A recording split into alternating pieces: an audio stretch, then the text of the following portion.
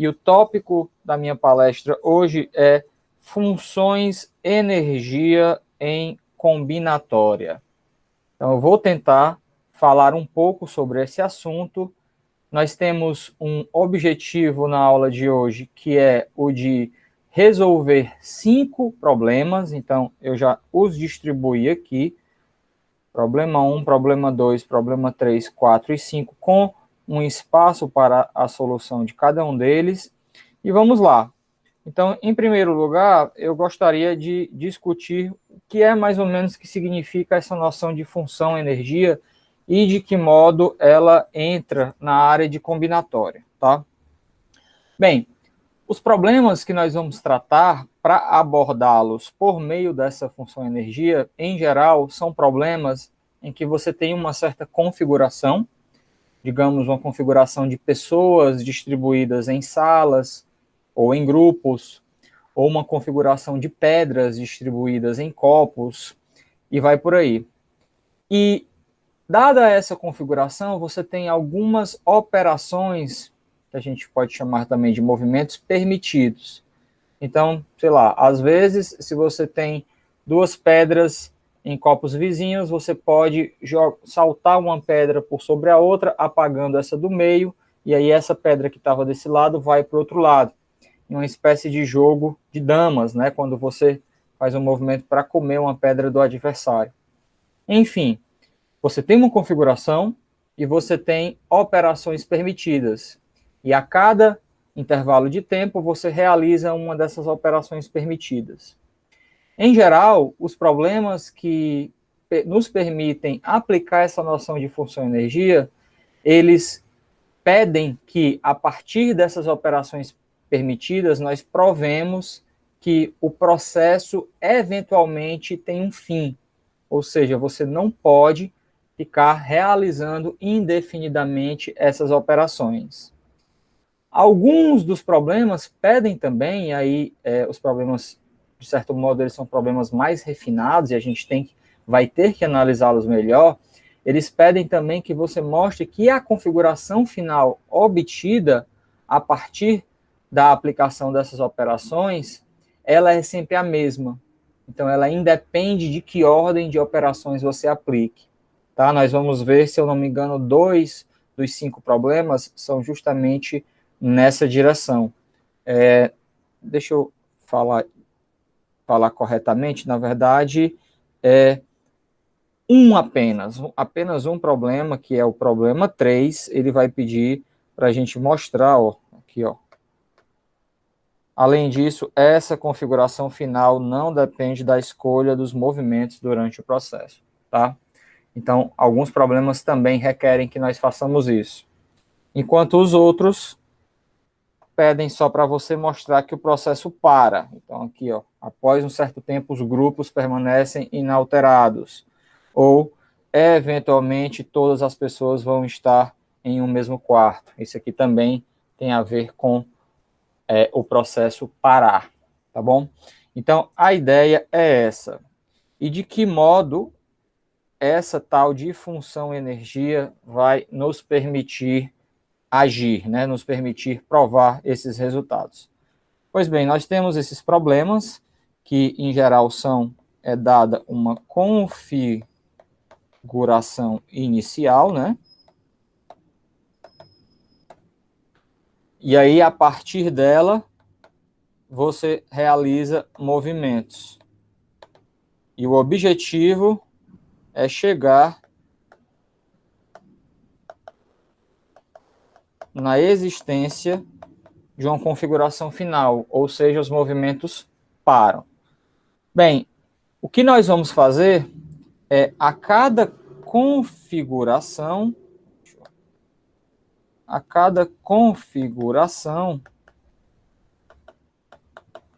nós vamos associar um valor, que é uma espécie de peso da configuração.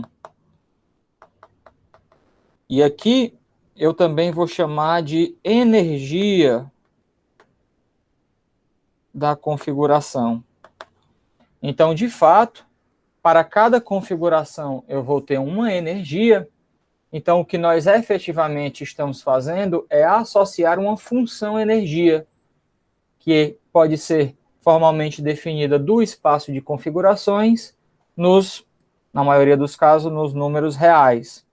Então, mais especificamente,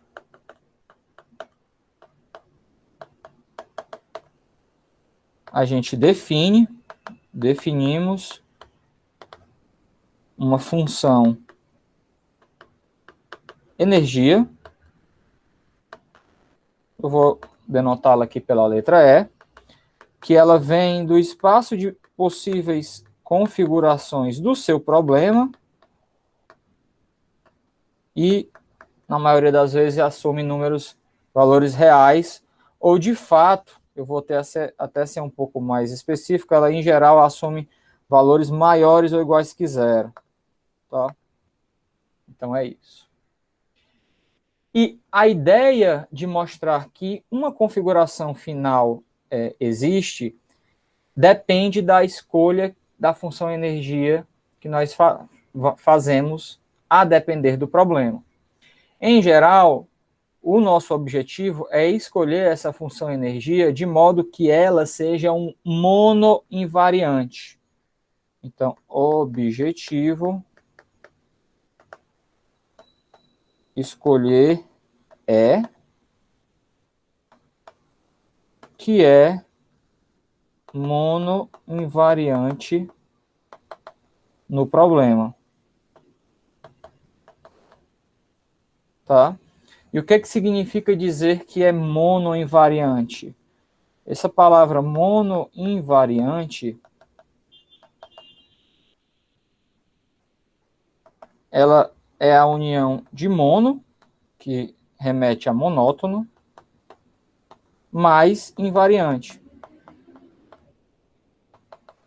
Então, é um invariante monótono, no sentido de que ou essa função energia permanece sempre a mesma ao longo do processo, a energia associada a todas as configurações possíveis do seu problema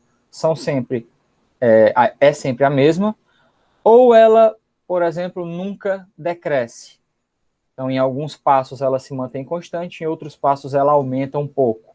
Ou ela nunca cresce. Em alguns passos ela se mantém constante, em outros passos ela diminui um pouco. Se você tiver isso, e se você tiver uma situação que no seu problema, se no problema a gente tem ou uma quantidade finita de possíveis configurações,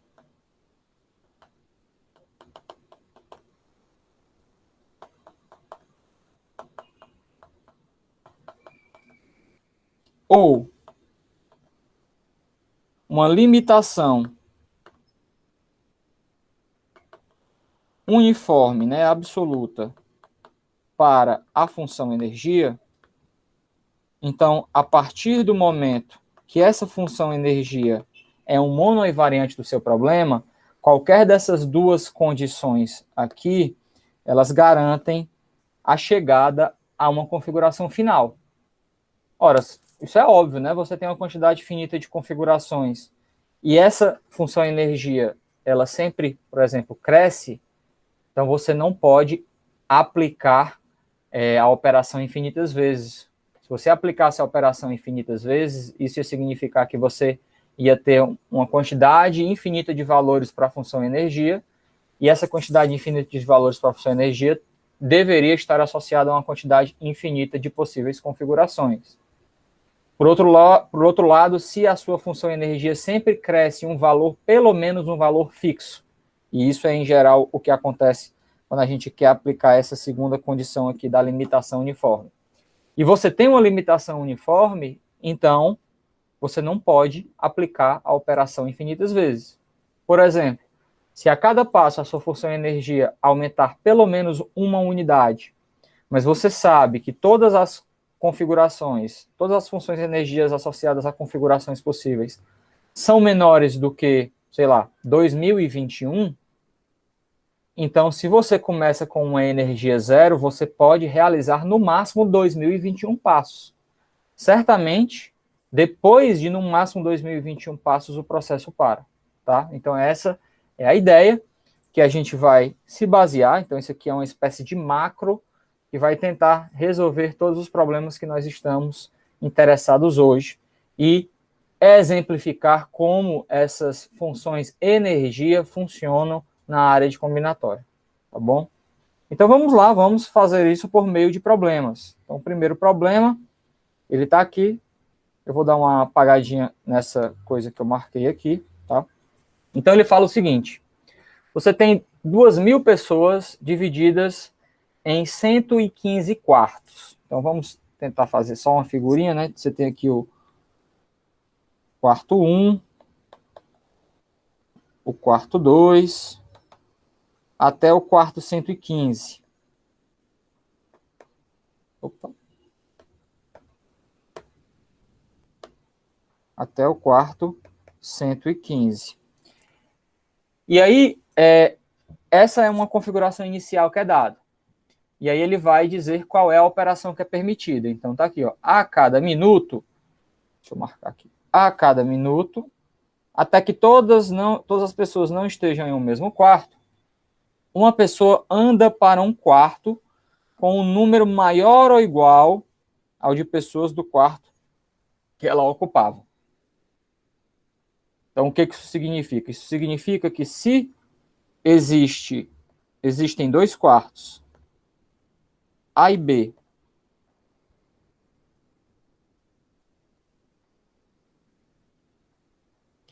com A menor ou igual que B, então isso permite, né, não necessariamente obriga, mas permite que uma operação seja realizada, e essa operação é uma pessoa do quarto A pular para o quarto que possui B pessoas. Então, primeiro quarto vai ter agora A menos uma pessoas, e o segundo quarto vai ter B mais uma pessoas, tá? Então, essa é a operação que o problema permite. E ele diz que esse movimento ele é realizado uma vez a cada minuto. E olha o que ele pede para mostrar, como nós já tínhamos visto antes, né? Prove que, eventualmente, todas as pessoas vão estar em um mesmo quarto. Então, ele não apenas quer que você pare, quer dizer, de fato, ele pede para você mostrar que o processo vai parar, porque, de fato, esse processo só pode parar se todas as pessoas estiverem no mesmo quarto. Então, é isso que o problema pede. Mostrar que o processo para, e, obviamente, ele só para quando todas as pessoas estão em um mesmo quarto. Tá bom? Então, esse aqui é o movimento permitido. Bem, você observa que no movimento as pessoas só mudam de lugar. Então, a quantidade de pessoas é a mesma, né? Nenhuma pessoa aqui está desaparecendo ou surgindo ao longo do processo. A soma de pessoas é a mesma. E o que está acontecendo, se você observar, é que o movimento, se você tem dois quartos A e B, com A menor ou igual que B, depois de fazer o movimento, a quantidade de pessoas é a mesma, é A mais B, só que os dois valores, A menos 1 e B mais 1, eles ficam mais longe. Então, inicialmente, você tinha uma situação, eu vou colocar aqui a reta real, você tinha uma situação com A em um lugar e o B em outro lugar, e quando você aplica o movimento, esses números ficam mais afastados.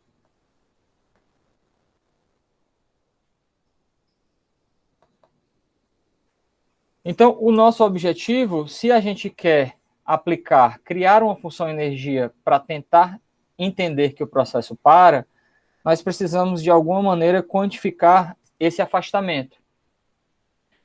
Uma das maneiras de você fazer isso, nesses tipos de problema, é relembrar propriedades ou desigualdades básicas. Então, aqui, por exemplo, que desigualdade a gente poderia tentar aplicar para identificar isso? Ó?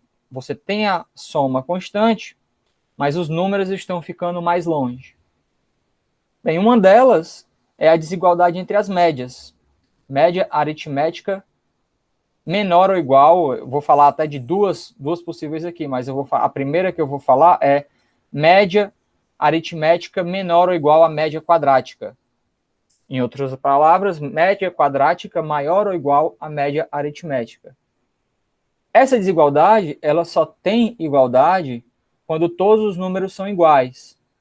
Então, isso está nos induzindo a quê? A dizer que, se nós considerarmos a média quadrática de alguns números, essa média quadrática diminui quando os números estão mais próximos.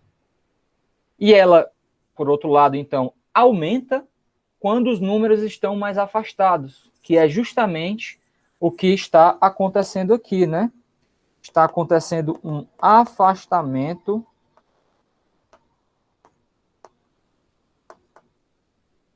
dos números.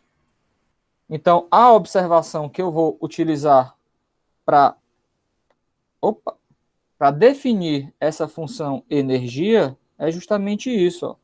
A média quadrática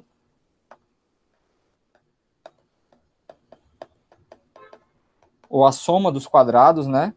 Ela diminui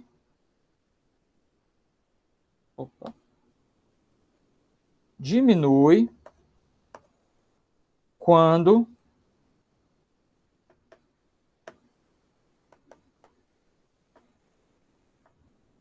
os números se aproximam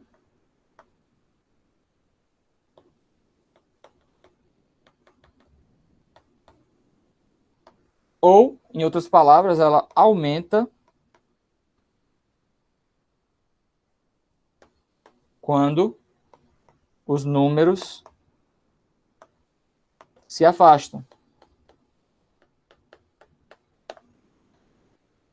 E, de fato, vamos ver como é esse aumento. Então, no nosso problema, bem, ao invés de fazer a média, como eu tenho 115 quartos, eu sempre terei 115 quartos, mesmo que alguns deles fiquem vazios, eu nem preciso ficar dividindo isso por 115, basta eu considerar a soma dos quadrados das quantidades de pessoas nos quartos. Mas vamos ver localmente o que acontece quando nós, antes de realizarmos a operação, o que acontece com os 2 quartos envolvidos na operação. Então, na configuração inicial,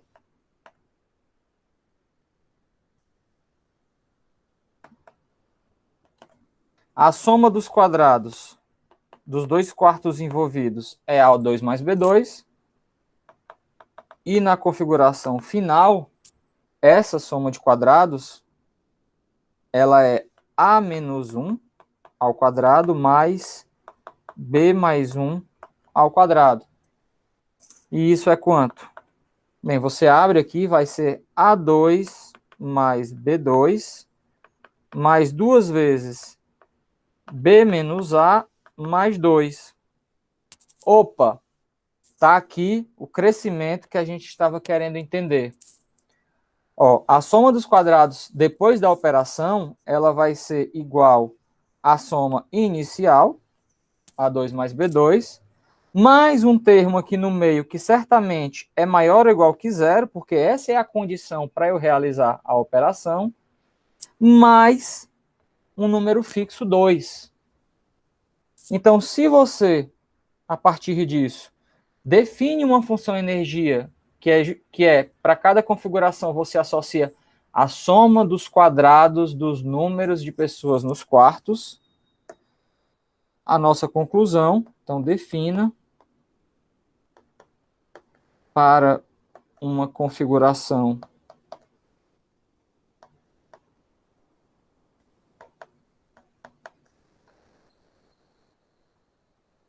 de pessoas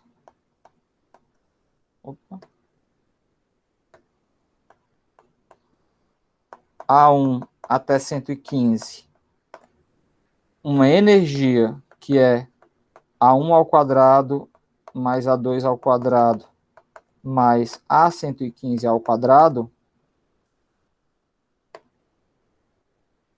Então, a gente viu que uma vez que você realiza uma operação, essa função energia aumenta pelo menos 2 unidades. Então, após cada operação,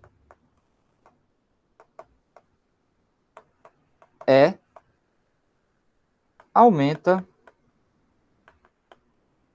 pelo menos 2 unidades. E aí acabou, né? Por quê?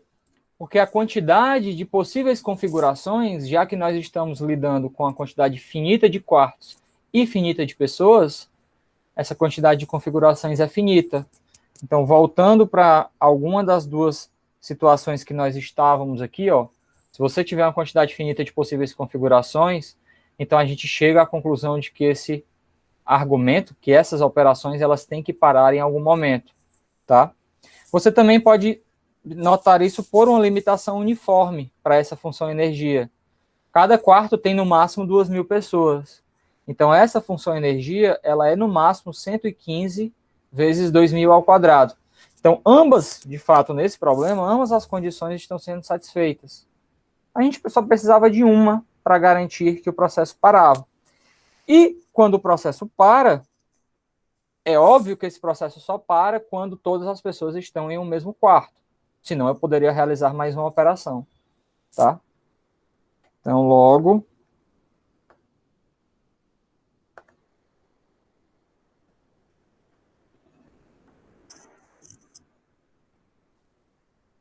o processo termina. E aí, eu concluo a resolução do primeiro problema, tá? A chave dessa resolução foi se lembrar da desigualdade básica média quadrática maior ou igual à média aritmética. Já que a quantidade de pessoas não muda, a média aritmética está constante, então você pode identificar essa variação, né, nas configurações do quarto por meio do aumento das médias quadráticas, já que os números estão se afastando. Agora, se você me pergunta, tá, você fez com a média quadrática, será que você poderia fazer com o outro lado da desigualdade entre as médias, que diz que a média geométrica é menor ou igual à média aritmética? A resposta é sim. Então, eu, de fato, posso fazer aqui uma solução alternativa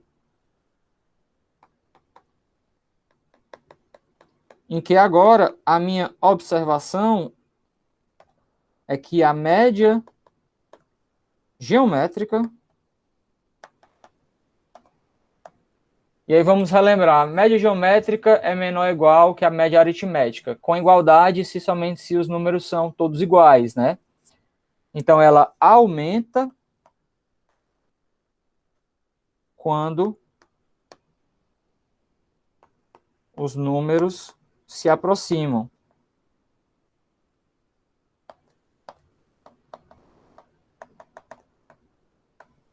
Ou seja, ela diminui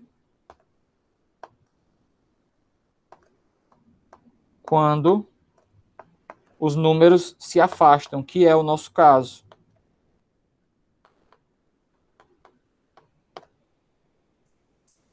Logo, você pode associar agora uma função energia, que é a média geométrica, ou simplesmente o produto das quantidades de pessoas nos quartos, para tentar identificar que essa nova função energia, ela diminui toda a vida que você realiza a operação. Afinal, quando você realiza a operação, os números começam a se afastar. Você só tem que ter o cuidado de não considerar todo o produto, porque se algum quarto ficar vazio, esse produto vai ser para sempre zero. Então, a ideia é que para cada configuração não vazia de quartos, né? Então, para cada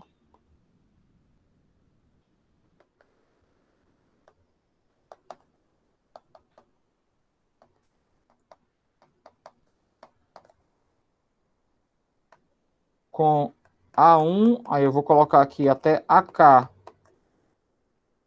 quartos não vazios, né? Pessoas nos quartos não vazios.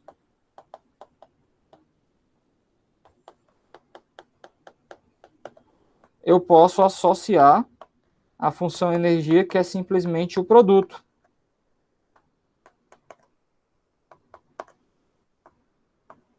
E observar que, bem, como é, antes da operação, eu tinha 2 quartos com A e B. Então, A vezes B aparece nesse produto e aparece o resto.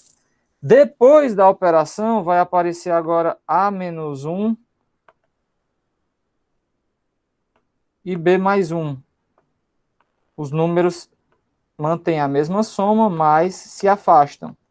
E aí é de fácil verificação que, de fato, AB é maior ou igual a A menos 1 vezes B mais 1.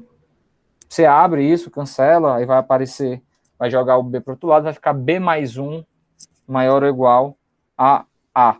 De fato, é menor aqui, né? Então, eu posso até colocar essa desigualdade de modo estrito. A menor do que isso. Deixa eu só melhorar a escrita aqui. Pronto. Então, enquanto não aparecer mais um quarto vazio, essa função energia vai diminuir, e aí, pelas mesmas razões da primeira solução, o processo tem que parar, mas ele só para, de fato, quando algum dos quartos fica vazio. Aí, na hora que esse quarto ficar vazio, o que você faz? Você já lidou com ele, então bota ele de lado, e aí define uma nova função energia, que agora está associada apenas aos quartos não vazios. E aí, com respeito a essa nova função energia, mais uma vez, a função vai diminuir ao longo do processo, até que o novo quarto fique vazio, e aí você vai realizando isso, até que todos os quartos fiquem vazios, com exceção de um único quarto. Tá? Então, isso exemplifica a nossa primeira aplicação da função energia em combinatória. Tá bom? Ok, esses detalhes aqui, eles foram falados, mas eu acredito que vocês tenham entendido. Vamos agora para o segundo problema. Então, o segundo problema, deixe-me mais uma vez apagar isso que eu tinha marcado. Ele tem uma roupagem meio de desenho animado, mas a gente vai tentar extrair a parte matemática dele rapidamente. Então, ele é um problema que caiu no teste da Ibero de 2002. Ele fala o seguinte: depois de um torneio de artes marciais, e é o que eu tinha dito, né? Cada um dos Super Saiyajins, então, cada uma dessas pessoas aqui, Super Saiyajins, tem seu próprio Ki absoluto, o qual é um número real positivo constante. Não é como no Dragon Ball Z, em que aparece sempre um cara mais poderoso. Bem, eu nunca assisti Dragon Ball Z, mas o que nós temos que extrair daqui é que cada pessoa está associada a um número. É o tal do Ki absoluto. Tá? Bem, essas pessoas, né, os Super Saiyajins, eles se dividem em grupos. Então, pronto. Se dividem em grupos. E aí, cada pessoa também recebe um número, que é o Ki relativo. O que é o Ki relativo? É o quociente do seu Ki absoluto dividido pela soma dos Kis absolutos de todos os membros do seu grupo. Então, é como se fosse o percentual de Ki absoluto que você tem dentro, que você contribui para o seu grupo. Tá? Então, essa é a distribuição inicial. E aí o problema vai dizer quais são as operações permitidas. Então, um Super Saiyajins pode trocar de grupo se seu Ki relativo aumentar, no novo grupo. Vamos já tentar entender isso melhor, como é que essa operação pode ser realizada. Vamos logo ler o que o problema pede. Bem, sabendo que a cada dia apenas um Super Saiyajins pode trocar de grupo, então a cada dia apenas uma operação pode acontecer, nós devemos mostrar que após um certo tempo, todos os grupos permanecem inalterados, ou seja, não é mais possível realizar operações, tá? Beleza. Então, cada pessoa tem um número, que é o seu QI absoluto, e aí ela é pertencedora de um grupo, e dentro do grupo ela tem o seu QI relativo, que é o seu QI absoluto dividido pela soma dos QI absolutos de todo mundo no grupo. Vamos tentar entender melhor quando é que uma operação pode acontecer. Um Super Saiyajin pode trocar de grupo se seu QI relativo aumentar no novo grupo. Então vamos fazer o seguinte. Vamos dizer que nós temos dois grupos. No primeiro grupo, eu tenho uma pessoa aqui com QI absoluto A, e a soma dos QIs absolutos das pessoas desse grupo é SI. E eu tenho um outro grupo em que a soma dos QIs absolutos dessas pessoas é SJ. E vamos dizer que essa pessoa vai conseguir saltar para cá. Bem, se ela salta para cá, isso significa que o grupo em que ela pertencia agora vai ter a soma dos QIs absolutos SI menos A, e o grupo em que ela pula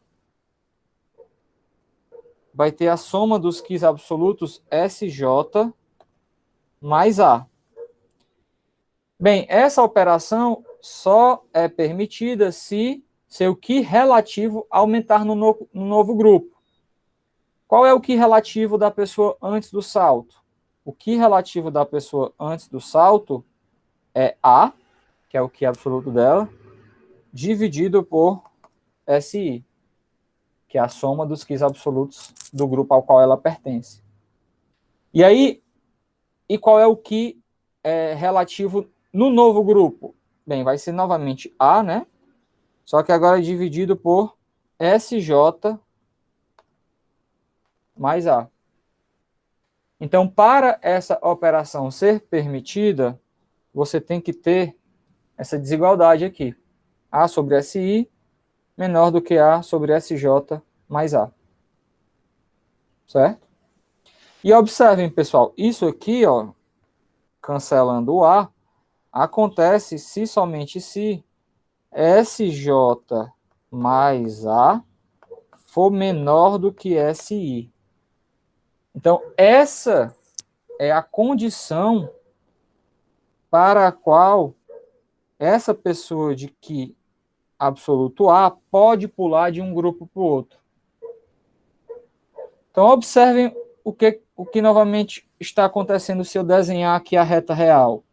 Se eu desenhar aqui a reta real, opa, desenhar ela bonitinha aqui. Pronto. Então, eu tenho dois valores, SI e SJ, que estão bem afastados. De fato, o SJ mais A tem que ser menor do que o SI. Então, eu tenho aqui o SJ e o SI, em que o afastamento deles é pelo menos o QI absoluto do cara que quer saltar. E uma vez que eu realizo a operação,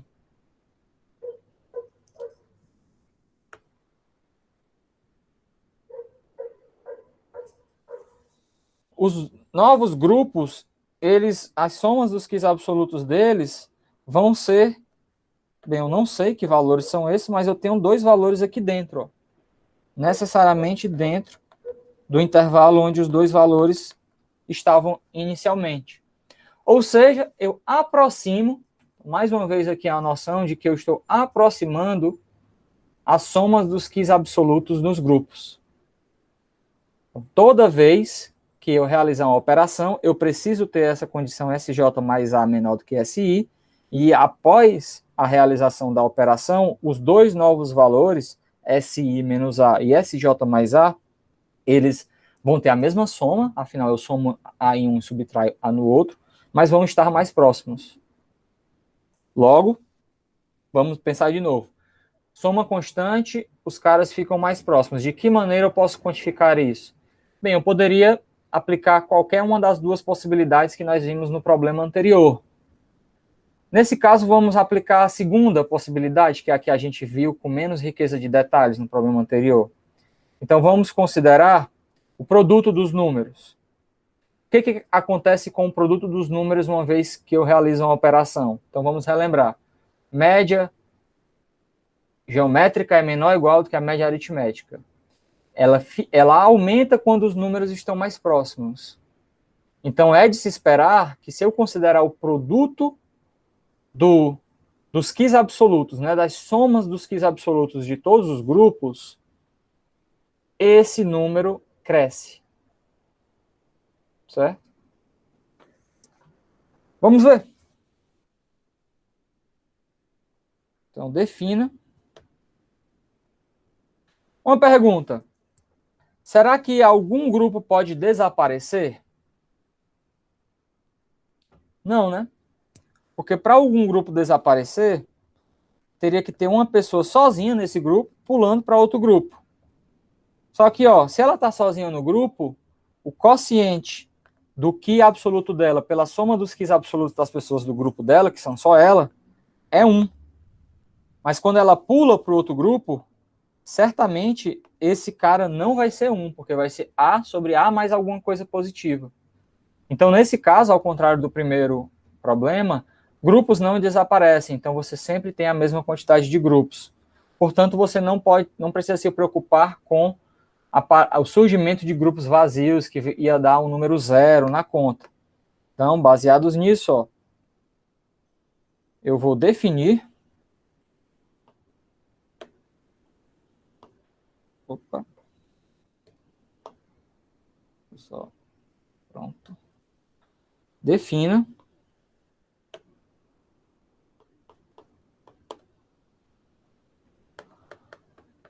Para uma configuração em que as somas dos Qs absolutos dos grupos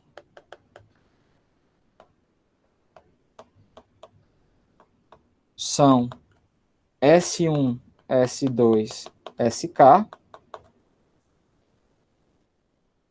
uma energia, então é a energia associada a essa configuração, que é o produto, S2, SK. E aí, após a operação, se eu opero com os grupos SI e SJ,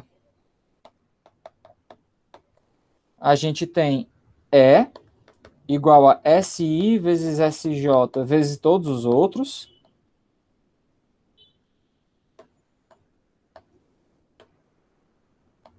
E depois, a nova função energia vai ser o quê? Bem, o SI vira SI menos A, né?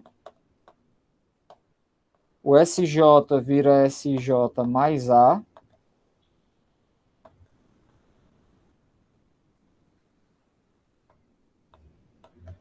E os outros grupos permanecem inalterados.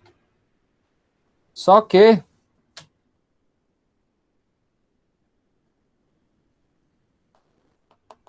vamos checar que realmente está acontecendo um aumento aqui na energia. Então, vamos ver que SI menos A, ou SI vezes SJ, que é a inicial, é de fato menor. Minha canetinha está querendo dar problema. Menor do que SI. Deixa eu aumentar aqui, pronto.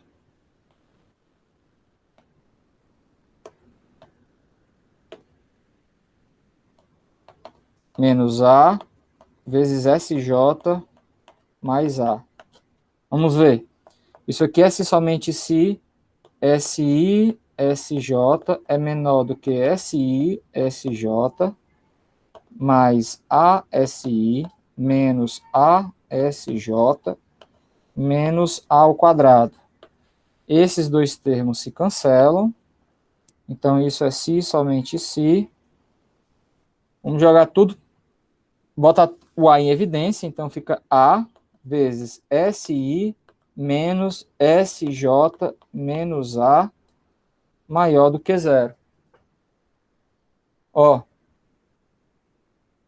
SI é maior do que SJ mais A, então, de fato, esse termozinho aqui, ele é maior ou igual que zero, ou de fato ele é maior do que zero. Então, quando você multiplica por A, isso realmente é maior do que zero. Ou seja, a nova energia associada à nova configuração, ela é maior do que a anterior. Então, e portanto,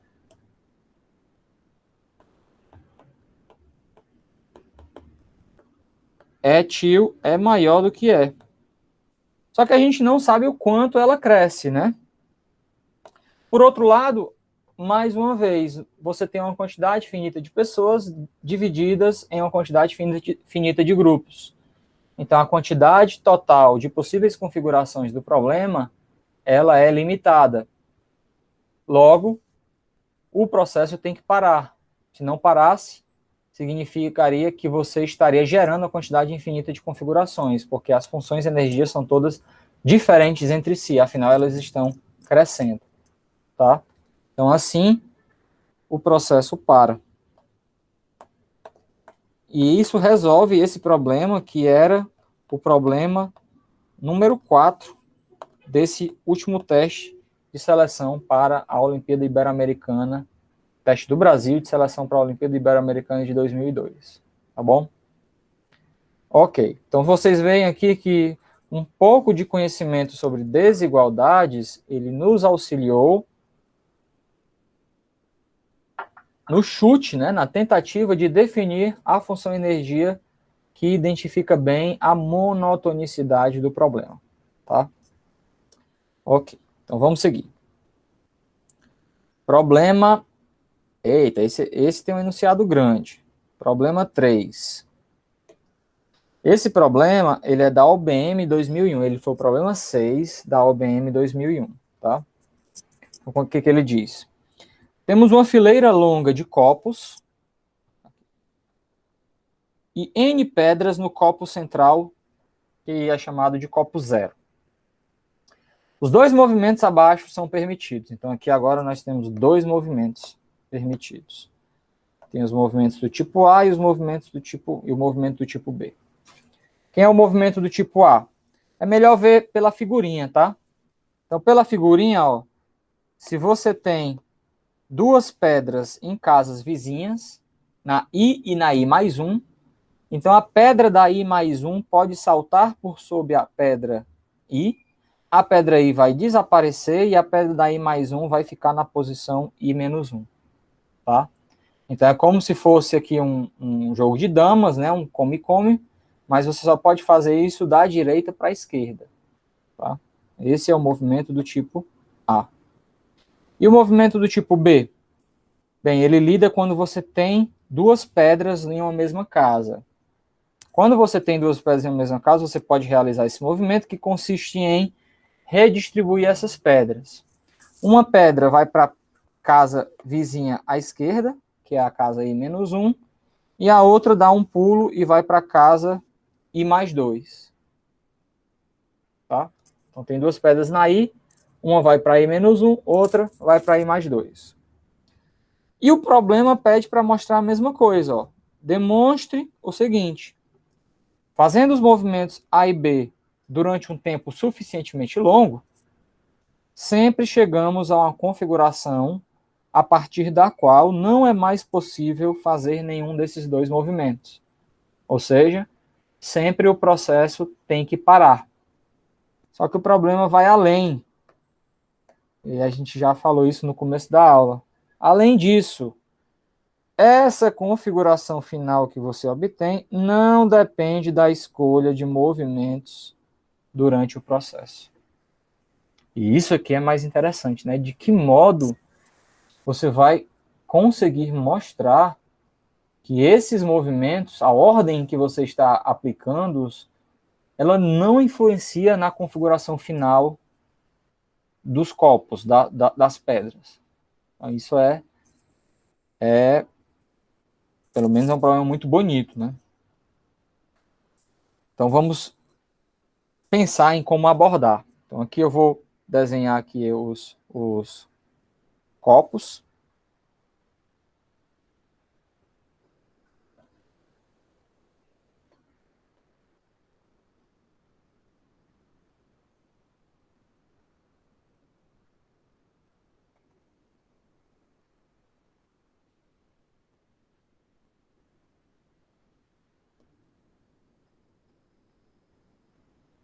Então, vou marcar aqui o copo 0, copo 1, copo 2, copo -1, copo -2, copo -3 e vai por aí. E aí, pessoal, a gente começa a observar o seguinte. A gente tem que bolar alguma função energia de modo que a gente tenha um monoinvariante. Mas não apenas isso, a gente também precisa que essa função energia, se ela for escolhida de uma maneira esperta, ela vai nos possibilitar também mostrar que a configuração final ela é independente da ordem dos movimentos. Então, de que modo nós poderíamos fazer isso? Isso não parece ser possível, né? Não parece ser uma boa ideia se essa função energia crescer ou diminuir ao longo do processo. É melhor que a gente obtenha uma função energia que seja constante, tá? Para tentar fazer isso. Porque se crescer, quanto ela vai crescer e qual é o valor final vão ser coisas importantes para tentar definir essa configuração final. Então, isso acaba sendo mais difícil. Então, de um modo intuitivo, eu vou atrás de uma função energia que, na verdade, que permaneça constante, certo? Ao longo de todo o processo. Bem, isso ainda não resolve o nosso problema. De que modo nós vamos fazer isso, né? Você pode tentar algumas configurações, algumas funções de energias iniciais motivado pelos dois problemas iniciais que nós resolvemos, e infelizmente eu acho que você não vai conseguir, pelo menos eu não consegui. A maneira que você tem que argumentar aqui, ela é uma maneira que, para essa aula que eu estou dando, para essa palestra, ela é diferente do que eu já falei, que é a seguinte: eu vou associar pesos aos copos. E aí cada pedra que estiver no copo vai ser associada a um peso associado desse copo. Se eu tiver mais pedras, então eu vou duplicar ou triplicar os pesos a depender da quantidade de pedras nesse copo. Mas de que modo eu vou fazer isso? Eu vou fazer isso de modo que os pesos nos copos sigam uma progressão geométrica por uma razão alfa. Ou seja, casas ou pedras na casa 1 vão ter peso, na casa 0, desculpe, vão ter peso alfa elevado a 0. Pedras na casa 1 vão ter peso alfa elevado a 1. Pedras na casa 2 vão ter peso alfa elevado a 2. E pedras na casa -1 vão ter peso alfa elevado a -1. Ou seja, uma pedra na casa n vai ter peso alfa elevado a n, tá bom? E eu quero, então, o problema, então, ele se traduz, se a gente quer uma função energia que seja constante ao longo do processo, a gente precisa encontrar esse alfa, que nós ainda não sabemos se ele existe ou não, que preserve as energias associadas a esses dois movimentos. Tá? Então, para isso acontecer, vamos ver. Para que o movimento do tipo A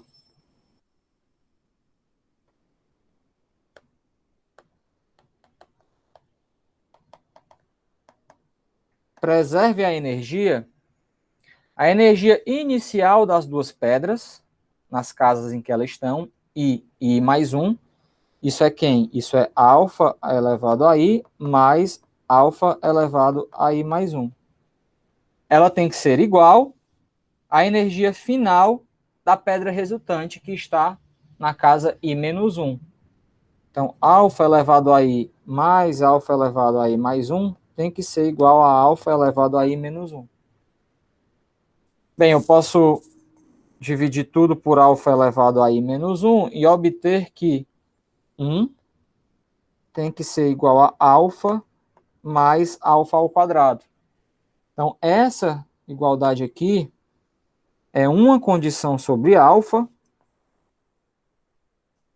para que a função energia preserve o seu valor toda vida que você realizar um movimento do tipo A. O alfa também tem que preservar a energia para movimentos do tipo B. Então, vamos ver a condição sobre alfa para que isso aconteça. Então, para preservar um movimento do tipo B, o que eu tenho que ter? Eu tenho que ter que a energia associada às pedras antes do movimento, e aí eu tenho duas pedras na casa I, então o peso delas é 2 vezes alfa elevado a I, é igual a uma pedra na casa I menos 1, cujo peso é alfa elevado a I menos 1, mais uma pedra na casa I mais 2. Então, essa igualdade também tem que ser satisfeita. E aí, ó, eu cancelo aqui alfa, novamente, alfa elevado a I menos 1. É alfa elevado a I menos 1? Sim. E eu tenho que ter que 1 mais alfa ao cubo é igual a 2 alfa. Então, essa segunda igualdade é a outra condição sobre alfa que eu preciso para que eu defina uma função energia que seja constante ao longo de todos os movimentos que eu realizar. A pergunta é se tal alfa existe. Bem, então isso agora virou uma pergunta de polinômios, né? Então eu tenho esses dois polinômios definidos por essas duas igualdades, eles têm que ter uma raiz comum. Então, ó, o primeiro polinômio eu vou chamar de P de x, x ao quadrado mais x menos 1, e o segundo polinômio é Q de x, é x ao cubo menos 2 vezes x mais 1. E, pessoal, de fato, o P divide o Q, certo?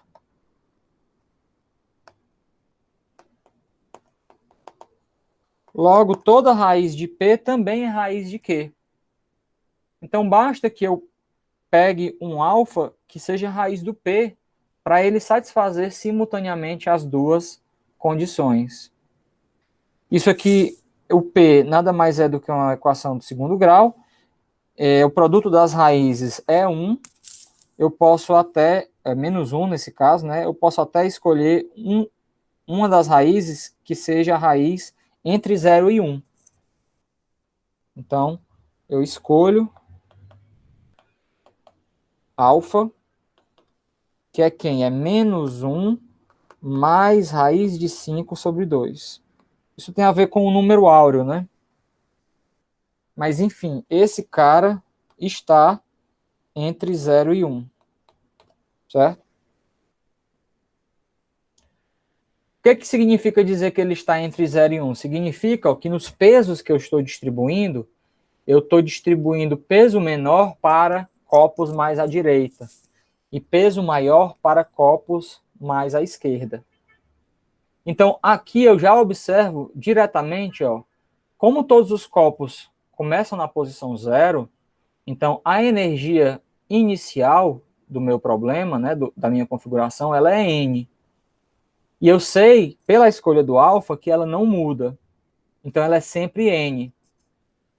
Logo, eu não posso realizar operações de modo que o copo mais à esquerda fique cada vez mais longe. Eu tenho, de fato, uma barreira que proíbe os copos de irem muito para a esquerda. Porque se eles fossem muito para a esquerda, os pesos nos copos muito à esquerda vão para o infinito. Eles crescem cada vez mais. E isso ia dar uma energia maior do que a energia inicial N que eu tenho do problema. Tá? Então, por isso que é bom também eu escolher esse alfa positivo. Porque se alguns copos tiverem pesos negativos e outros positivos, poderia ser que uma combinação deles preservasse ainda uma energia constante. Então, para melhor identificar essa barreira do lado esquerdo, eu escolho o alfa, que é o que vai definir os pesos dos copos, como sendo um número entre 0 e 1, tá bom?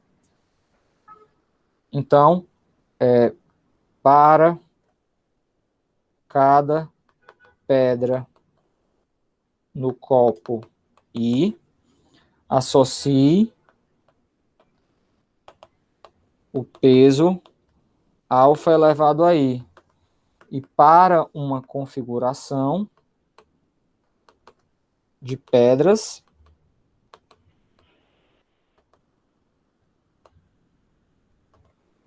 associe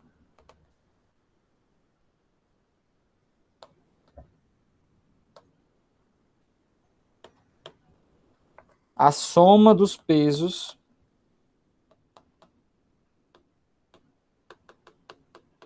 das pedras, certo?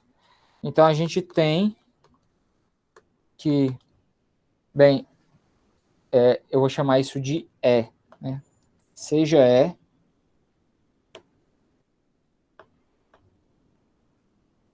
peraí que eu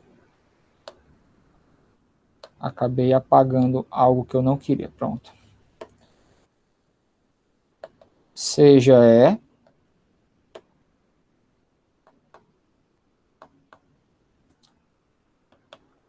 a soma dos pesos das pedras. Então, a gente tem que E é constante, é igual ao E inicial, que é N, porque cada pedra está na casa zero no começo. Então, como alfa elevado a menos K vai para o infinito quando o K cresce, a gente tem uma barreira à esquerda. E essa barreira à esquerda, ela é suficiente para mostrar já que o processo para. Por quê? Imagine o seguinte, se eu tenho uma barreira à esquerda, eu tenho uma pedra que vai chegar o mais longe à esquerda e aí vai permanecer. Então essa pedra não vai participar de mais nenhum movimento. Se isso acontecer, essa pedra vai ficar aí e eu olho para as outras n-1 pedras. Se todos os movimentos a partir de agora só dependem dessas n-1 pedras, eu os realizo e eu sei, pela mesma razão inicial, que a energia associada a elas é constante e eu tenho uma barreira à esquerda para essas n-1 pedras. Logo, eu tenho uma dessas n-1 pedras que vai chegar mais à esquerda, só com respeito a elas, entre si, sem esquecer, sem levar em conta a outra, que eu já tinha separado. E aí, uma vez que ela chega nesse local, ela vai permanecer aí para sempre. E eu vou procedendo assim por indução, para chegar à conclusão de que todas as pedras eventualmente vão parar de realizar movimentos, ou seja, o processo para, certo? Então isso garante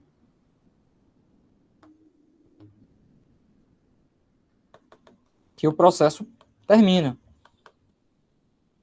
E a gente já resolveu metade do problema, que era justamente mostrar que o processo termina.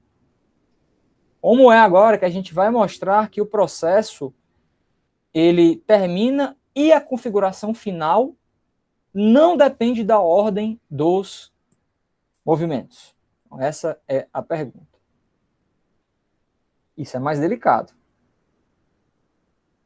E a maneira natural que a gente tem para fazer isso é proceder por absurdo. Então, vamos assumir que nós temos duas configurações. Então, por absurdo,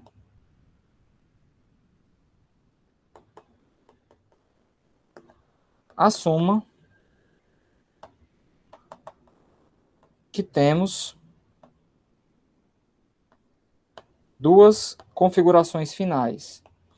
Pessoal, é óbvio que na configuração final, eu só preciso saber as posições dos copos que tem uma pedra.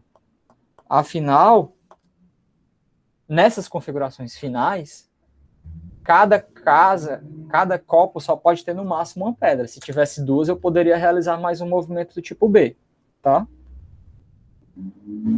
Então, quando eu defino a configuração final, basta eu dizer os copos em que elas têm pedras. Com pedras nos copos. Então, eu vou chamar na primeira configuração A1, A2, AK e B1, B2, BL.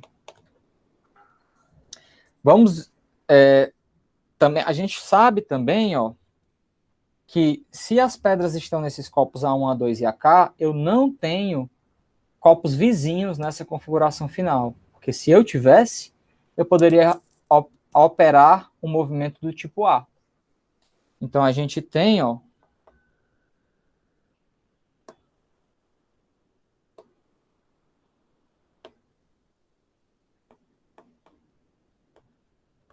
AI mais 2, posso assumir, né, que AI mais 2 é menor ou igual que o próximo AI, que é o AI mais 1. E BJ mais 2 também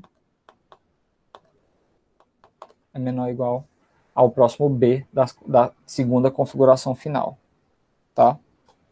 Ou seja, as configurações finais elas têm pulos de pelo menos 2 unidades entre os copos não vazios.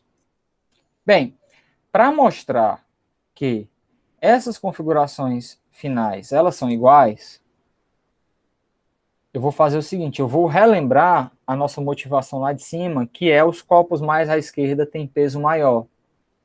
Então, eu vou tentar analisar os copos mais à esquerda.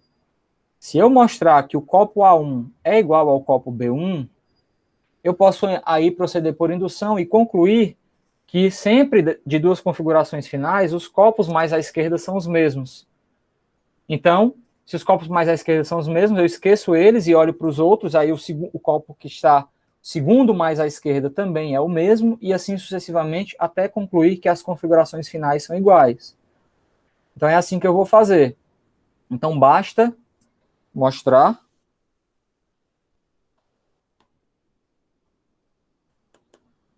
que A1 é igual a B1. Então assuma, por absurdo, que não, que A1 é menor do que B1.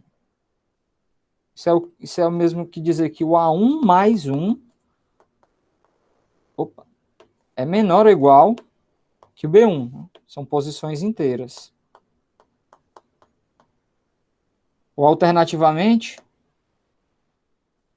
que o B1 menos 1 é maior ou igual que o A1. Tá? Então, de que modo eu vou chegar a um absurdo aqui? Eu vou mostrar que por meio dessa condiçãozinha aqui,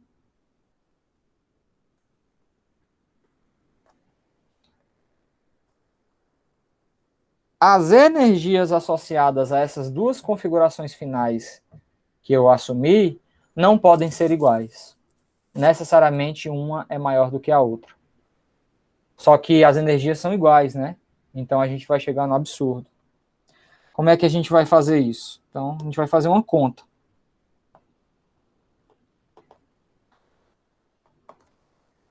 Energia. Quem é a energia? Bem, eu poderia botar que ela é a soma de alfa elevado aos alfa-i's ou soma de alfa elevado aos beta-j's. É a mesma coisa. Só que nesse caso, ó, o A1, eu tenho uma cota que o A1 é menor ou igual que o B1 menos 1. Certo? Então, eu vou simplesmente usar que a energia é pelo menos a energia do copo A1, que é alfa elevado a 1. Porque eu sei que isso é maior ou igual do que alfa elevado a B1 menos 1. Afinal, o expoente do lado esquerdo, B1 menos 1, é maior ou igual que o expoente do lado direito ao A1, E relembre, o alfa é um número entre 0 e 1. Então, quanto maior é o expoente, menor é a sua potência. Tá? O copo B1 está à direita do copo A1. Então, o peso alfa elevado a B1 menos 1 é menor ou igual ao peso do alfa elevado a 1, que é menor ou igual que a energia.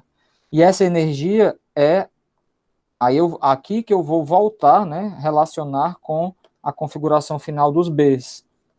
Então, ela é alfa elevado a B1 mais alfa elevado a B2 mais alfa elevado a BL. Só, pessoal, que do B1 para o B2 eu tenho um pulo de pelo menos 2 unidades. Assim como do B2 para o B3, assim como do B3 para o B4 e vai por aí. Então, necessariamente, isso é menor ou igual a alfa elevado a B1 mais alfa elevado a B1 mais 2 mais alfa elevado a B1 mais 4 mais até o último. Ou eu posso botar diretamente que isso é menor do que essa PG, que começa no B1 e tem razão alfa ao quadrado. Alfa B1 mais 2 mais alfa a B1 mais 4. Ele vai por aí. Então, vamos calcular quem é esse valor dessa PG. Bem, a PG infinita, que com o termo inicial é alfa elevado a B1. E a razão é alfa ao quadrado, então embaixo fica 1 menos alfa ao quadrado. E se por alguma razão esse número final que eu obtiver aqui for menor do que o alfa elevado a B1 menos 1, eu vou chegar numa desigualdade que é um absurdo. Bem, mas quem é esse último termo aqui? Alfa elevado a B1 sobre 1 menos alfa ao quadrado. Oh, o alfa satisfaz essas duas condições. Então, 1 menos alfa, ao quadrado, de novo, peraí.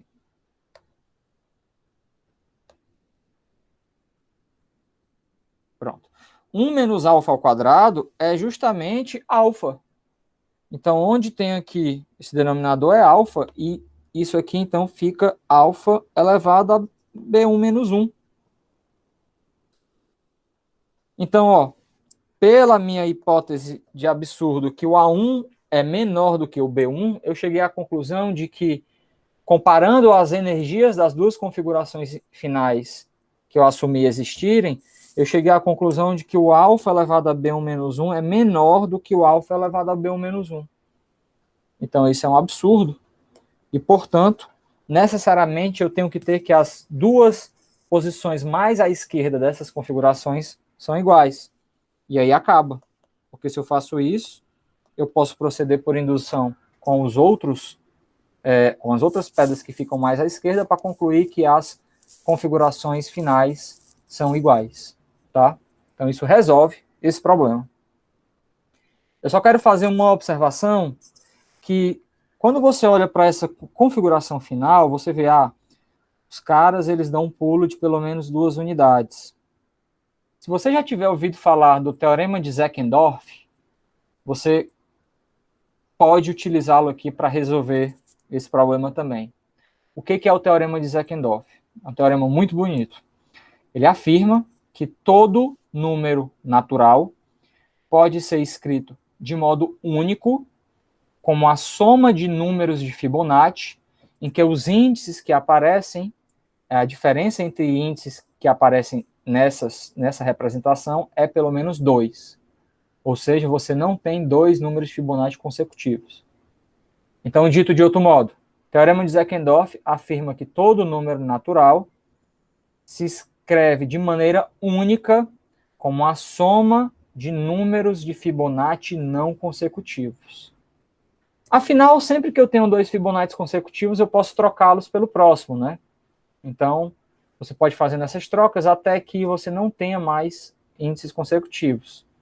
Mas o teorema garante a representação de todo número natural dessa maneira e, de fato, a unicidade dessa representação. E se você olhar para essas configurações finais, a condição da configuração final é de que você não tem corpos consecutivos. Então, você pode, de fato, associar uma função energia aqui, que vai ser uma soma de Fibonacci, em que os Fibonacci estão relacionados com as posições dos corpos. De fato, a gente tem que só ter cuidado, porque nesse problema, como a gente já observou, os corpos mais à esquerda, eles têm um papel mais importante, eles têm um peso maior. Então, você não vai simplesmente somar os Fibonacci dos corpos, das posições dos corpos, porque senão os Fibonacci mais à direita teriam um peso maior. Você tem que inverter a ordem. E também tem que garantir que você está trabalhando só com os Fibonacci maiores ou iguais que zero. Caso contrário, você ia ter pesos positivos e negativos aí. Então, o que você faz? Você considera um N bem grandão, em que você certamente nenhum copo passa da barreira do N e do menos N, e aí você vai considerar para um copo para um copo AI, você vai considerar o Fibonacci F com índice N menos AI. Então, na configuração final, a energia associada vai ser F, N menos A1, mais F, N menos A2, mais, 3 pontinhos, F, N menos AK. E essa função energia, ela é invariante também pelas operações. Isso é fácil de provar olhando para os dois possíveis movimentos que você tem, que é justamente tem a ver com a lei de formação dos números de Fibonacci. E aí, utilizando o teorema de Zeckendorf, você chega à conclusão de que a energia ela só pode ser representada de modo único pela soma de Fibonacci não consecutivos.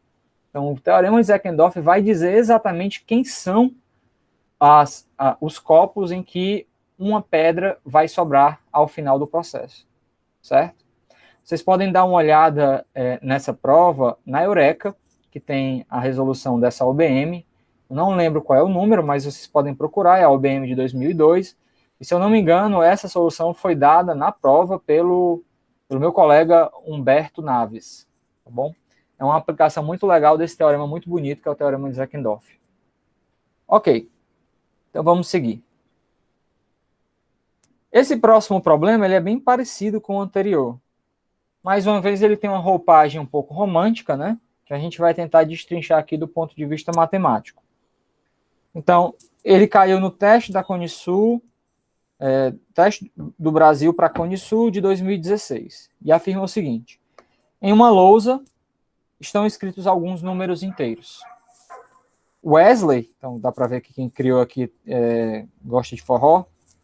Wesley pode fazer duas operações com os números escritos na lousa. A operação SAFA, ela consiste em apagar dois números. Então, sempre que você tem dois números consecutivos, né, n mais 1, se você quiser, você aplica a operação SAFA, e aí apaga esses dois números e troca eles pelo número n menos 2. E você tem também a operação FADão, que consiste em apagar dois números que estão à distância 4, então os números n e n mais 4, e no lugar deles escrever o número n menos 1. Tá? Então, vou colocar aqui embaixo já para deixar registrado. Então, se você tem o n e o n mais 1, você pode apagar e escrever o número n menos 2. E se você tem o n e o n mais 4, você pode apagar e escrever o número n menos 1. Então, Wesley pode fazer SAFA ou FADão quantas vezes desejar, desde que existam números satisfazendo as condições. Justamente nessas configurações aqui. Então, o problema pede para você provar dois itens. Item A. Prove que é possível Wesley escrever uma quantidade finita de inteiros positivos, quantidade finita de inteiros positivos distintos na lousa, e usando as operações, obter o número menos 3. Então, você quer começar de uma configuração inicial que tem uma quantidade finita de inteiros positivos distintos e chegar a uma configuração final do número menos 3. Tá? O problema dá até uma observação. Observe que, após fazer operações, é permitido que existam números repetidos. Mas não há inteiros positivos repetidos nos números iniciais. Tá? A configuração inicial não tem repetição de números. Esse é o item A. O item B. Prove que, partindo de uma quantidade finita de inteiros positivos distintos 2 a 2, então nas mesmas condições iniciais do item A, não é possível obter um número menor do que menos 3. Então, ó, o item A está dizendo que você consegue uma configuração inicial para chegar no número menos 3, e o item B diz que o menos 3 é uma barreira universal. Nada menor do que menos 3 pode aparecer no processo. Tá bom? Então, essa é a ideia. Bem, pessoal, ao invés de, para o item A, começar de uma quantidade de números e sair aplicando operações para chegar no menos 3, a gente pode inverter a ordem e tentar, partindo do menos 3, e realizar as operações na ordem reversa para chegar numa quantidade finita de inteiros positivos distintos. Então, isso, de fato, vai nos permitir resolver o item A. Então, vamos lá. Ó. É o que eu aprendi em inglês, que é working backwards. Certo? É trabalhando de trás para frente. Então, vamos ver como é que o menos 3 pode ser gerado. Bem, ele pode ser gerado ou revertendo essa primeira operação ou essa segunda operação aqui. Vamos reverter. Aqui tanto faz. As duas operações vão nos permitir que a gente chegue numa configuração boa que a gente quer. Então, vamos ver nessa primeira. Então, se a gente obteve o menos 3, a gente pode obter ele a partir do menos 1 e do 0. Né? Se eu tiver o menos 1 e o 0, eu posso apagá-los e obter o menos 3. E aí o menos 1 ele pode ser obtido de modo similar a partir do 1 e do 2. Então, se eu realizo a operação reversa aqui com menos 1, anteriormente, né, se fosse essa primeira operação, eu poderia ter o 1 e o 2. 1 e o 2 apago e gera o n-2. Então, o 0, 1, 2 pode chegar no menos 3, mas essa aqui ainda não é uma configuração inicial permitida porque eu tenho o 0. Então, eu vou me livrar do 0. Então, o 0 ele pode ser gerado a partir de quê? Também de uma operação desse tipo SAFA aqui. Só que nesse caso, ó, ele vai vir de quem? Vai vir do 2 e do 3. Então, eu vou ficar com a repetição de 2 aqui, ó. E aí, essa ainda não é uma configuração inicial permitida, porque o 2 está repetindo. Então, eu tenho que operar, ou pré-operar, né, operar reversamente com o 2. E aí, eu posso também fazer isso com a operação SAFA, que o 2 pode vir do 4 e do 5. Então, quando eu faço isso, eu chego à conclusão de que se eu começar com os números 1, 2, 3, 4, 5, que é uma quantidade finita de inteiros positivos distintos, eu posso aplicar apenas a operação SAFA. 4 com 5 gera um 2, depois 2 com 3 gera o 0, depois 1 com 2 gera o menos 1, depois menos 1 com 0 gera o menos 3. Então eu posso chegar no menos 3, certo? Então isso resolve o item A. E a gente pode até tentar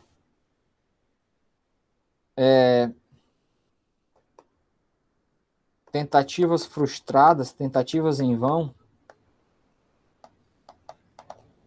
Se você tentar fazer a mesma coisa com o menos 4, sempre ou vai aparecer um número menor ou igual que 0 no processo, ou vão aparecer 2 números repetidos.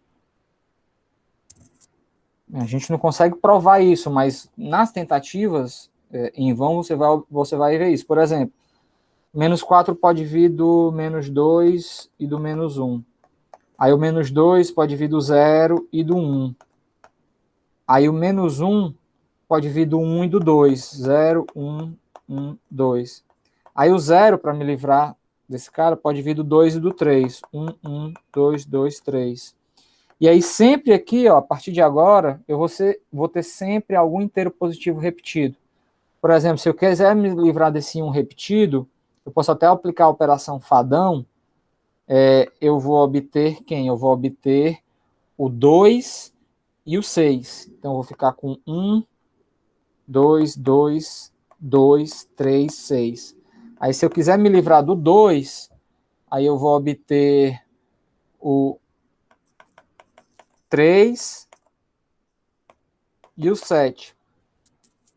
E sempre que eu quiser me livrar desses repetidos, vão aparecer outros repetidos. Então, eu nunca vou conseguir realmente obter uma lista finita de inteiros positivos que distintos, 2 a 2, que por meio dessas operações aí vão me levar no menos 4, ou no menos 5, ou no menos 6.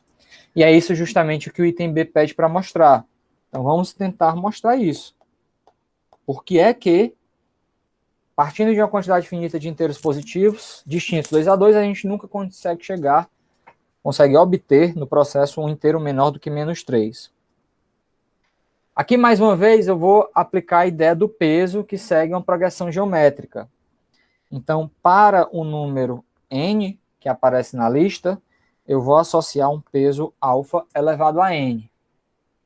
De modo que o peso antes e depois das operações seja sempre o mesmo. Então, vamos ver quais as condições sobre alfa para que isso aconteça. Então, a operação SAFA, que é de passar de n mais 1 para n menos 2, para ela ser preservada, você tem que ter que alfa elevado a n mais alfa elevado a n mais 1 é igual a alfa elevado a n menos 2.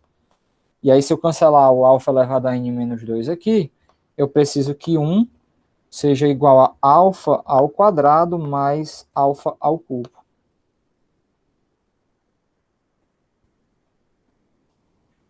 E eu tenho também a operação fadão,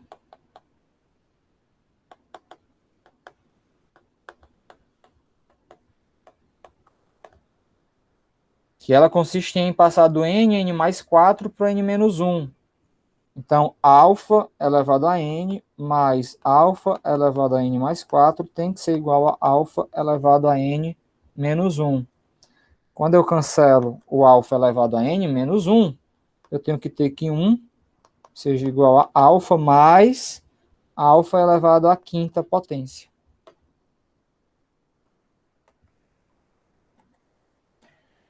E eu preciso, então, de uma raiz comum a esses dois caras. Mais uma vez, é fácil notar que o primeiro polinômio divide o segundo. X ao cubo mais x ao quadrado menos 1 divide x à quinta mais x menos 1. Então, basta a gente pegar uma raiz do primeiro. E esse primeiro, bem, a gente quer trabalhar com números reais, né, para comparar números. A gente não pode comparar números complexos. Então, a gente precisa ir atrás de uma raiz real desse primeiro polinômio, tá? Então, esse primeiro polinômio, que eu vou chamar de p de x, então vou chamar ele de p de x, ele de fato ele possui uma raiz real. Porque o p de 0 é 0 mais 0 menos 1, e o p de 1 é 1 mais 1 menos 1. Então, pelo teorema do valor intermediário, você tem uma raiz aqui entre 0 e 1. Então, existe um alfa entre 0 e 1, tal que P de alfa é 0. E vai ser esse alfa o carinha que eu estou atrás. Tá? Então, uma vez que eu identifiquei que esse polinômio tem uma raiz e que ele divide o outro polinômio, eu posso associar uma energia, que é justamente somar alfa elevado a n para todos os n's da configuração, que estão aparecendo escritos na lousa, e essa energia ela é preservada pelos movimentos.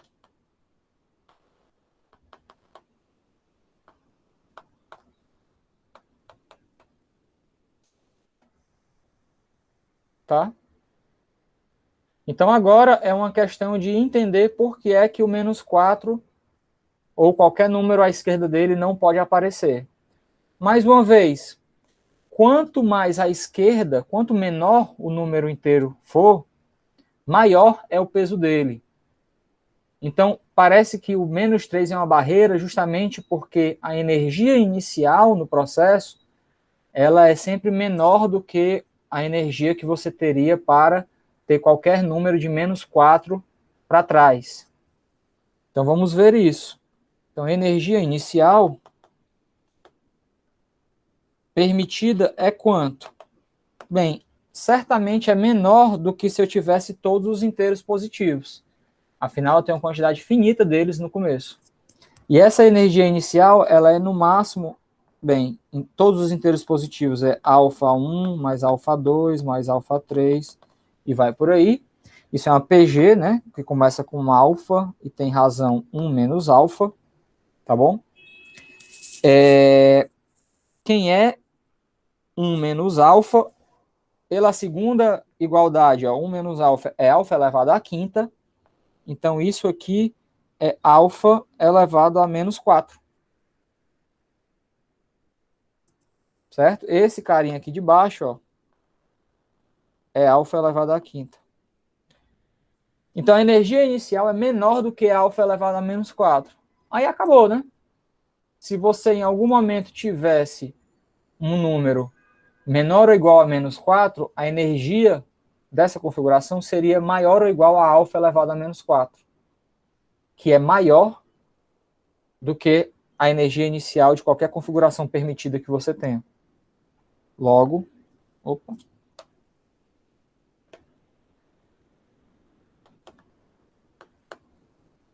nenhum número menor ou igual a menos 4 aparece no processo.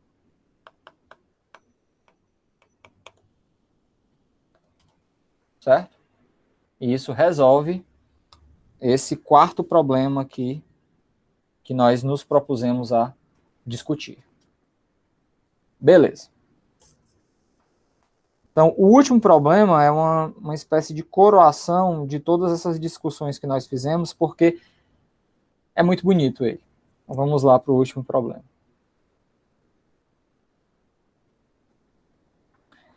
Conhecido como Conway's Soldier, porque foi criado pelo matemático, acredito que é o John Conway. Tem alguns Conways na matemática, eu acredito que esse foi o John Conway.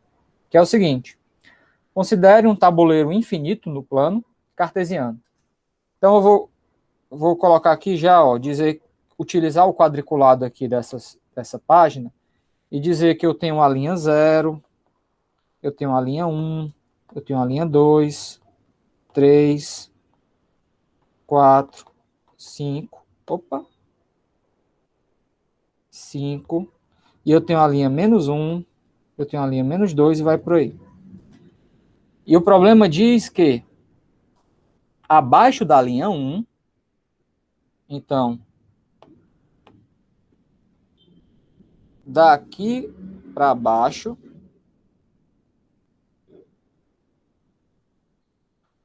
deixa eu botar uma reta mais bonitinha.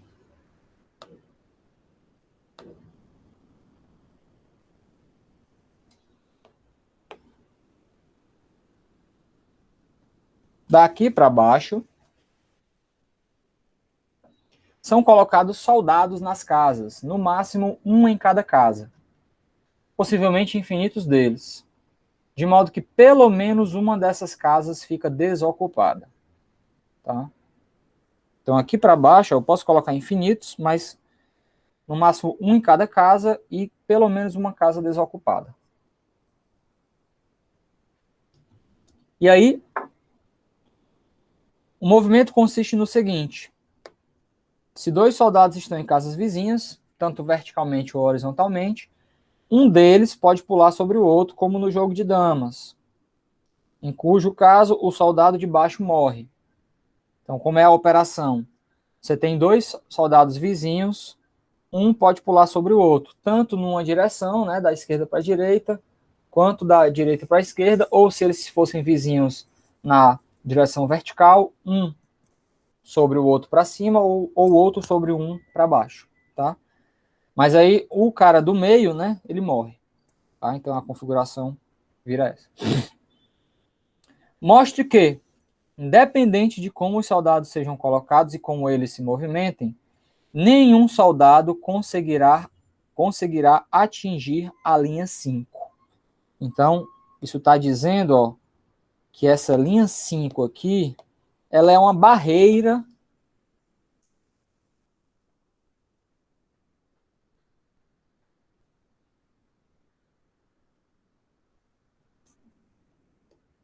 para o movimento.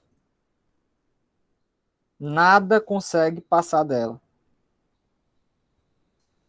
Certo? Bem, como é que a gente vai fazer isso? Vamos primeiro tentar imaginar. Esse problema ele é cheio de nuances. Vamos primeiro tentar imaginar a versão unidimensional dele. Se nós tivéssemos apenas soldados distribuídos nas casas inteiras, tá? Então eu vou tentar aqui fazer as casas inteiras. Não vou usar régua, não, vou direto aqui.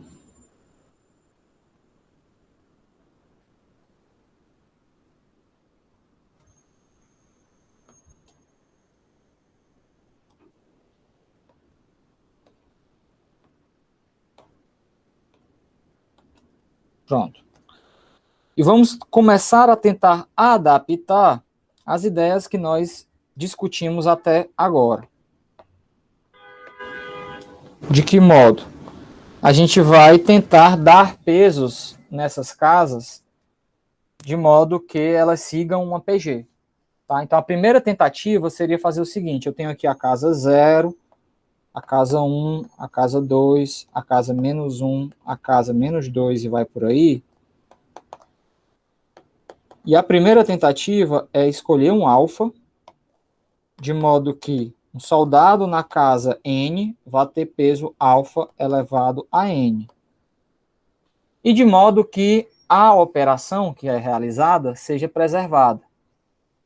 Ora, mas se a operação que é realizada tem que ser preservada, então ela tem que ser preservada tanto quando eu tenho dois caras aqui e esse pula sobre esse, quanto quando eu tenho dois caras aqui e esse pula sobre esse. Então, se você fizer a conta, você vai chegar à conclusão de que o alfa ele vai ter que satisfazer ao mesmo tempo 1 mais alfa igual a alfa ao quadrado, como também 1 igual a alfa mais alfa ao quadrado.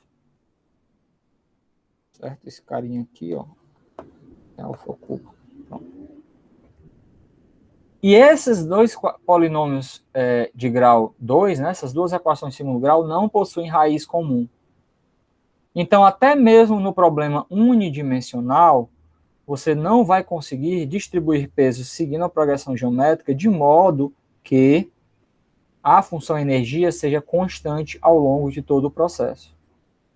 Então, a gente vai ter que abrir mão da invariância dessa função e nós vamos buscar pelo menos uma monoinvariância, que ela, por exemplo, ela nunca cresce, tá? Bem, para ela nunca crescer, aí eu já consigo fazer isso. E eu consigo fazer isso distribuindo agora esses números. Bem, para ela nunca crescer, eu poderia até tentar fazer distribuindo com um alfa específico aqui. Mas eu tenho que relembrar também que os pesos eles não podem ficar indo para o infinito agora. Afinal, o meu problema permite que eu tenha infinitos soldados no início. Então, se eu tiver infinitos soldados no início numa região que tem pesos cada vez maiores, a minha função energia inicial vai ser infinita, e isso não é bom. Então, de algum modo, eu preciso escolher o alfa e os pesos das casas para que a configuração inicial seja finita, tá?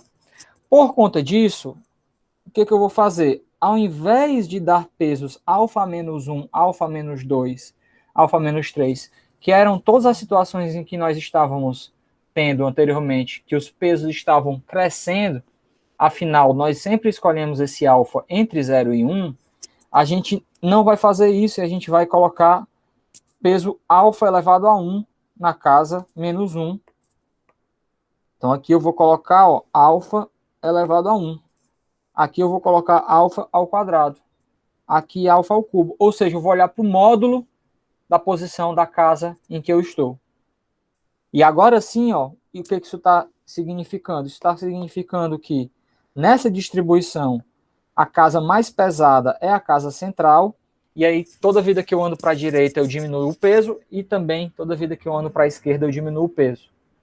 E aí a gente tem que ver também que os movimentos associados a essa configuração, eles têm essa propriedade de monoinvariância que eu falei que nós estamos atrás. Então, será que, deixa eu reescrever aqui, será que distribuindo os pesos dessa maneira, ao realizar um movimento, a energia ou se mantém constante ou diminui?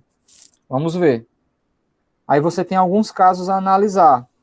Se você está com duas casas, alfa elevado a n e alfa elevado a n mais 1, e passa para alfa elevado a n mais 2, bem, a gente ainda nem descreveu quem era o alfa, né? Vamos fazer com que esse seja um movimento no qual a energia é preservada, tá? Deixa eu ver se é esse ou se é pro outro lado. Eu acho que tanto faz. Vamos fazer com que esse seja. Então, a configuração inicial, ela tem essencialmente peso 1 mais alfa, né, depois de cancelar os termos, e a configuração final tem alfa ao quadrado. Eu vou fazer com que esses caras sejam iguais. Então, vou escolher o alfa entre 0 e 1, de modo que essa operação aí preserve a energia. Fazendo isso, será que as outras operações preservam ou diminuem a energia? Vamos ver. Se eu fizer a operação oposta, n mais 1 com n mais 2, passando para o alfa elevado a n. O que acontece com a energia? Eu tenho... a energia inicial é essencialmente alfa... Bem, eu vou fazer o contrário, tá? Eu vou fazer com que essa seja a operação que preserva a energia. Então, apago aqui.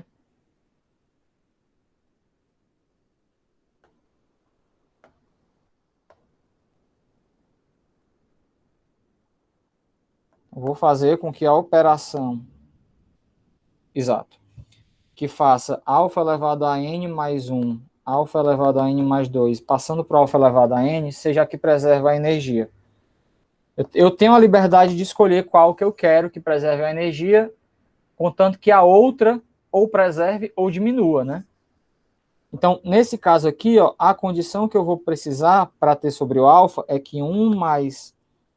alfa mais alfa ao quadrado, desculpe, seja igual a 1. Pronto. E esse alfa é um número entre 0 e 1. E aí será, então, que quando eu pego n e n mais 1 e vou para o n mais 2, a energia é preservada ou diminuída? Vamos ver. Bem, nesse caso, a energia inicial, depois do cancelamento, né, é só 1 mais alfa. E, opa, 1 mais alfa é maior do que 1. E o 1, como é alfa mais alfa ao quadrado, isso é maior do que alfa ao quadrado, que é a energia final após cancelar os termos comuns, né? Ou seja, se eu realmente escolher esse alfa satisfazendo essa condição aqui, então quando eu realizo a operação da esquerda para a direita com 3 casas consecutivas, n mais 1 e n mais 2, eu preservo a energia. E se eu faço da direita, se foi da direita para a esquerda, da esquerda para a direita, com n mais 1 e n mais 2, eu diminuo a energia. E eu preciso também ver esse caso particular aqui, que eu tenho as casas centrais, né? Alfa elevado a 1, alfa elevado a 0 e alfa elevado a 1. Que eu pego duas delas, alfa elevado a 1 e alfa elevado a 0, e vou para o outro lado. Bem, esse caso também é óbvio que a energia diminui, afinal a energia é 1 mais alfa e depois ela passa a ser apenas alfa. Tá? Então, o caso unidimensional, nós temos condições de definir um alfa entre 0 e 1 e distribuir os pesos nas casas dessa maneira aqui, de modo que a cada movimento a energia ou permanece a mesma ou diminui. Tá bom? Só que eu preciso fazer isso também para o contexto bidimensional. E aí o que eu vou fazer? Eu já vou distribuir esses pesos que eu encontrei aqui, a duras penas, na linha 0. Então, na linha 0, eu vou colocar aqui alfa elevado a 0, alfa elevado a 1, alfa ao quadrado, alfa elevado a 1, alfa ao quadrado, e vou. E, se vocês observam, o que eu tenho que, de que modo eu tenho que distribuir os pesos? Eu tenho que distribuir de modo que casas mais acima tenham pesos maiores. Afinal, a energia vai diminuir e eu quero dar pesos maiores para as casas acima para mostrar que qualquer casa na linha 5 em diante vai ter uma energia maior do que a energia inicial de qualquer configuração. Então, para isso, a linha menos 1, ela precisa ter pesos menores do que a linha 0. Eu preciso fazer isso de modo que eu preserve essa distribuição de pesos dentro da linha menos 1. E também que eu leve em conta que eu posso fazer movimentos verticais. Então, o que eu vou fazer? Eu vou pegar a configuração que eu tenho na linha 0 e simplesmente multiplicar por alfa para obter uma configuração na linha menos 1. Então, aqui embaixo, ó, eu vou colocar alfa elevado a 1, aqui alfa ao quadrado. Deixa eu apagar aqui para ficar mais bonitinho. Alfa elevado a 1, aqui alfa ao quadrado, e aí continuo, né? Isso. E na linha menos 2, aí eu multiplico de novo por alfa. Alfa ao quadrado, alfa ao cubo, alfa ao quarto. Alfa ao cubo aqui, alfa ao quarto aqui. E vou. E na linha 1, aí eu divido por alfa. Então fica alfa menos 1, alfa 0, alfa 1, alfa a 0, alfa a 1 e vai por aí. E aí vou fazendo isso, colocando pesos em todas as possíveis casas do meu reticulado. Então aqui vai ficar alfa menos 2, aqui vai ficar alfa menos 3, aqui vai ficar alfa menos 4, aqui vai ficar alfa menos 5. Certo? Exercício para você. Prove que quando você faz essa distribuição, tá? Aqui eu estou fazendo uma distribuição simétrica com respeito a essa coluna central aqui que eu vou tentar marcar agora. A essa coluna central aqui. Então, ou a energia é constante, permanece a mesma depois de um movimento, ou ela diminui. Tá? Tendo isso, agora é uma questão de comparar a possível energia inicial com a possível energia final. Qual é a energia inicial? Aqui você tem que fazer uma conta que a energia inicial ela é menor do que a energia que você teria se todas as casas da linha 0 para baixo estivessem ocupadas. Então, o peso da linha 0, aí aqui é uma questão de conta. Linha 0, o peso das casas da linha 0, ela dá toda a PG duplicada com exceção do termo central. Ela é 1 mais 2 alfa, mais 2 alfa ao quadrado, e vai por aí. Que é a mesma coisa que 2 vezes a PG menos 1. Que é, bem, essa PG é 1 menos alfa, 2 sobre 1 menos alfa, menos 1. Isso aqui vai ficar 2 menos 1 mais alfa sobre 1 menos alfa. Só que quem é 1 menos alfa? É alfa ao quadrado, né? E 1 mais alfa, se eu pego esse carinha aqui e divido por alfa, 1 mais alfa fica alfa a menos 1. Então, isso tudo aqui é alfa a menos 3. Tá? Alfa a menos 3. Porque 1 mais alfa é alfa menos 1 e 1 menos alfa é alfa ao quadrado. Beleza. E quem é L1? Bem, L1 é alfa vezes isso. L2 é alfa ao quadrado vezes isso. Então, o peso, a energia das linhas 0 para baixo é esse carinha alfa menos 3, que multiplica 1 mais alfa ao quadrado e vai por aí. Que é quanto? Alfa a menos 3, 1 sobre 1 menos alfa. Novamente, 1 menos alfa é alfa ao quadrado, então isso aqui fica alfa a menos 5. Ou seja, isso seria se todas as casas da linha 0 para baixo estivessem ocupadas. Logo, a energia inicial, já que eu tenho pelo menos uma casa não ocupada, ela é menor do que alfa elevado a menos 5. E aí agora eu vou olhar para o que o problema pede para eu mostrar. A linha 5, ela está sendo completada com um cara que tem esse peso, alfa menos 5, e tem outros caras que têm pesos menores, né? Alfa a menos 6, alfa a menos 7, e vai por aí. Então, poderia ser que, eventualmente, eu chegasse na linha 5, mas em alguma dessas casas afastadas. Ora, mas eu tenho liberdade de dizer o seguinte: suponha por absurdo que eu chegue em alguma posição da casa 5, da linha 5. Nessa posição da linha 5, eu vou atribuir justamente o peso maior dessa linha, que é o alfa a menos 5. E a partir disso, eu vou atribuir todos os outros pesos do meu reticulado. Fazendo isso, a energia inicial do problema é menor do que alfa a menos 5, e, portanto, eu não poderia estar chegando nessa casa de peso alfa elevado a menos 5, porque eu sei que a cada movimento a energia ou permanece constante ou diminui. Então, não posso chegar a partir de algo menor do que alfa elevado a menos 5 e chegar em algo igual a alfa elevado a menos 5.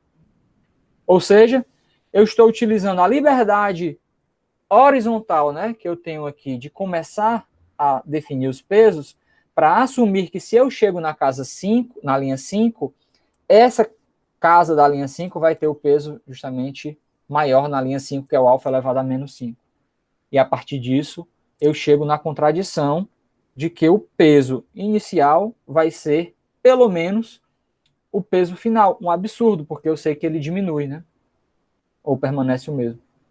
Então, desse jeito, com essa distribuição de pesos bem ortodoxa, mas motivada pelo que nós já discutimos nos problemas anteriores, nós concluímos essa aula de hoje, tá? Eu acredito que eu passei um pouquinho do tempo, mas foi pelo bem de vocês para que nós pudéssemos completar os 5 problemas de modo satisfatório.